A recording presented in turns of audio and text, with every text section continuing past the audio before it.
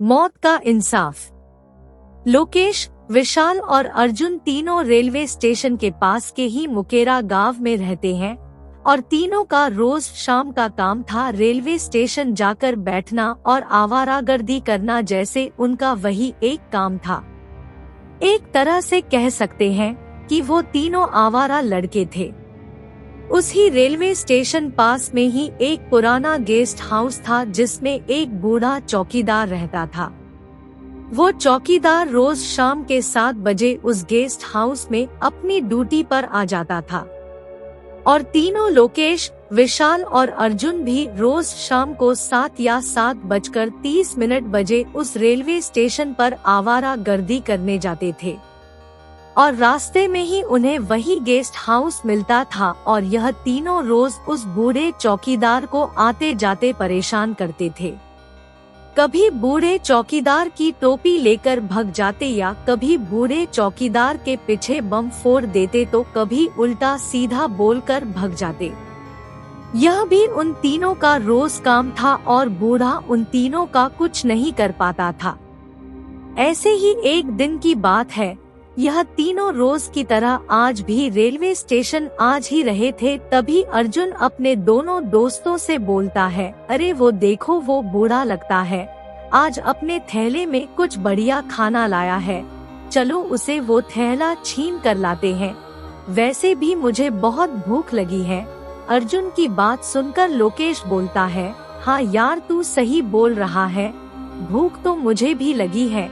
इतना बोलकर वो तीनों उसी बूढ़े चौकीदार के पास जाते हैं और उसके बाद लोकेश उस चौकीदार से बोलता है, और चाचा क्या हाल है, और इस थैले में आज क्या माल भरकर लाए हो। इतना बोलकर ही लोकेश ने वो थैला उस चौकीदार के हाथ से छीन लिया और कहा, रे चाचा, तुम तो रोज ही खाना खाते हो, आज हम खा कर देख लेते हैं तुम कैसा खाना बनाते हो। विशाल को बात खत्म होते ही वो बूढ़ा चौकीदार बोलता है, अरे बेटा, तुम्हें खाना ले जाना है तो ले जाओ, पर उसमें जो मेरी दवाइयाँ रखी वो मुझे दे दो। पर वो तीनों चौकीदार की बात सुने बिना वहाँ से रेलवे स्टेशन की ओर जाने लगते हैं और प्लेटफॉर्म के ऊपर जाकर बैठ जाते हैं और उस थैले को खोलने लगते हैं जिस थैले को उस बूढ़े चौकीदार से छीन कर लाए थे।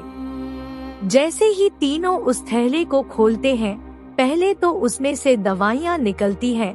वो तीनों उन दवाइयों को साइड में फेंक देते हैं और उसमें रखा खाना खा लेते हैं। ऐसे ही अगले दिन जब यह तीनों फिर शाम को स्टेशन की ओर जा रहे थे, तब वो तीनों आपस में ही बोलते हैं, आज फिर चौकीदार का खाना छीन लेते हैं। पर इस बार अर्जुन बोलता है, ना यार, रोज रोज किसी का खाना छीनना सही नहीं है, थोड़ा उसके साथ मस्ती कर लेते वो सही। पर यार, वो बूढ़ा चौकीदार अपने लिए खाना लाता है और हम छीन कर खा लेते हैं, और तो और कल हमने उसकी दवाइयाँ भी फेंक दी। मुझे लगता है यार, हमें उसे माफी मांगनी चाहिए। लोकेश और विशाल को भी अर्जुन की बात सही लगती है और वो उसी गेस्ट हाउस पास जाते हैं, पर उन्हें वहाँ वो चौकीदार कहीं नहीं दिखता। वो सोचते कि शायद वो आज आया नहीं होगा, इसलिए वो फिर अपनी आवारा गर्दी करने रेलवे स्टेशन चले जाते हैं।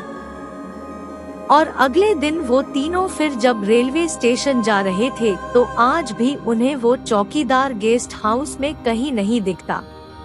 अब इस बात को 3-4 दिन बीत जाते हैं और अब ये तीन भी इस बात को भूलकर रेलवे स्टेशन पर बैठे थे और रोज की तरह आवारा गर्दी कर रहे थे और थोड़ी मस्ती कर रहे थे। ऐसा मस्ती कर रहे थे कि कभी कोई धक्का देता फिर पकड़ लेता, ऐसी नॉर्मल सी मस्ती चल रही थी। तभी पता नहीं क्या हुआ, लोकेश को जैसे किसी ने धक्का दे दिया और सीधा जाकर रेलवे ट्रैक पर जा गिरता है और उसी समय ही उस ट्रैक पर ट्रेन आ जाती है और ट्रेन लोकेश को कुचल कर चली जाती है। विशाल और अर्जुन कुछ समझ ही नहीं पाए कि यह उनके साथ अचानक से क्या हो गया। अब लोकेश की मौत को पूरा 1 हफ्ता हो चुका है। तभी अर्जुन, विशाल के घर उसको आवारा गर्दी करने के लिए बुलाने के लिए जाता है। तब विशाल की मम्मी उसको बताती है कि उसको तो बहुत देर हुए घर से निकले।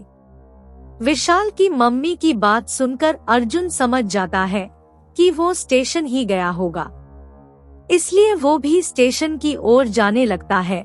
अभी अर्जुन कुछ ही गया तभी उसे उस ही बूढ़े चौकीदार का बेटा दिखता है। अर्जुन उसके बेटे के पास जाकर पूछता है, अरे भाई, आज तुम्हारे पापा काम पर नहीं जाते क्या? अर्जुन की बात सुनकर चौकीदार का बेटा बोलता है, नहीं भाई, वो जाएंगे भी कैसे? उनकी मौत तो लगभग 10 दिन पहले हो गई है।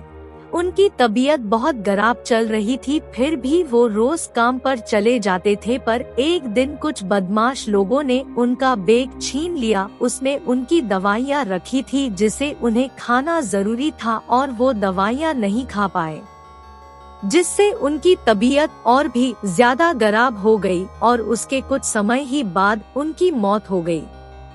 चौकीदार के लड़के की बात सुनकर अर्जुन समझ गया था कि उसकी मौत का कारण हम ही थे और बात बताने के लिए अर्जुन विशाल के पास जाने लगता है। और जैसे ही अर्जुन उस गेस्ट हाउस के पास पहुंचता है तो देखता कि विशाल उसी बूढ़े चौकीदार और लोकेश के साथ बैठकर बातें कर रहा था। उस चौकीदार और लोकेश को देखकर अर्जुन का खून जम सा गया था, पर वहाँ उसका दोस्त था, इसलिए अर्जुन धरे धरे उनके पास जाता है और जैसे ही विशाल को बुलाने के लिए उसके कंधे पर हाथ रखता है, वैसे ही विशाल का सर नीचे गिर जाता है। उसका सर इस तरह नीचे गिरा जैसे उसका सर पहले से ही कटा रखा हो। और जैसे ही विशाल का सर नीचे गिरा वैसे ही चौकीदार और लोकेश अर्जुन की ओर मुड़े तो उनका भयानक चेहरा देखकर अर्जुन की दिल की धड़कन अपनी दुगनी रफ्तार में हो गई थी। तभी चौकीदार ने अर्जुन से कहा, क्या हुआ बेटा, डरो मत, क्योंकि अब तुम भी हमारे साथ के बन जाओगे। इतना बोलकर चौकीदार उठा और अर्जुन के पास आकर खड़ा हुआ और अपना हाथ अर्जुन की गर्दन पर रखा और देखते ही देखते उसका सर उसकी गर्दन से निकाल दिया। अगर आपको यह स्टोरी पसंद आए तो कमेंट करके जरूर बताएं और साथ ही हमारे चैनल को सब्सक्राइब करें और बेल आइकन को भी दबा दे ताकि हमारे आने वाले वीडियो की नोटिफिकेशन आपको मिल सके। धन्यवाद।